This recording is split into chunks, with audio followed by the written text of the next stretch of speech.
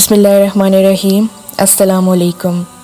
मेरी तरफ़ से आप सबको रमज़ान बहुत बहुत मुबारक हो। ये माह रमज़ान बहुत ही बबरकत महीना है।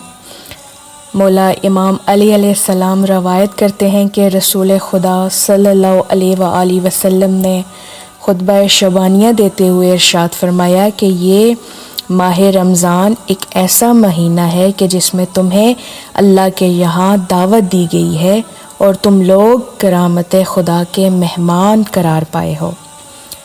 इस महीने में तुम्हारा सांस लेना तस्बीह और सोना इबादत है। इमाल मकबूल और दुआएं मुस्तजाब हैं। लिहाजा तुम सबको इस महीने में नेक और सच्ची नीयतों और पाक दिलों के साथ अल्लाह से सवाल करना चाहिए कि तुम्हें इस महीने के रोज़ा रखने और कुरान पाक की तलावत करने की तौफीक अनायत करे, क्योंकि बदबख्त है वो शख्स जो इस बबरकत महीने में इस अजीम नेमतों से महरूम हुआ।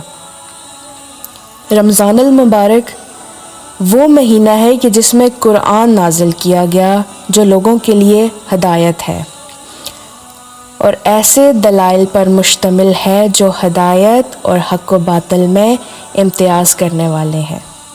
लिहाजा तुम में से जो शख्स इस महीने को पाए वो रोज़ा रखे और जो बीमार और मुसाफिर हो वो दूसरे दिनों में मिक़दार पूरी करे। अल्लाह तुम्हारे लिए आसानी चाहता है और तुम्हें मुशक्क़त में डालना नहीं चाहता, और वो चाहता है कि तुम मिक़दार पूरी करो।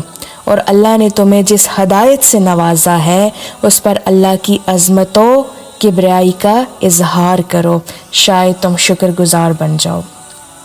अस्सलामु अलैकुम व रहमतुल्लाहि व बरकातुहू।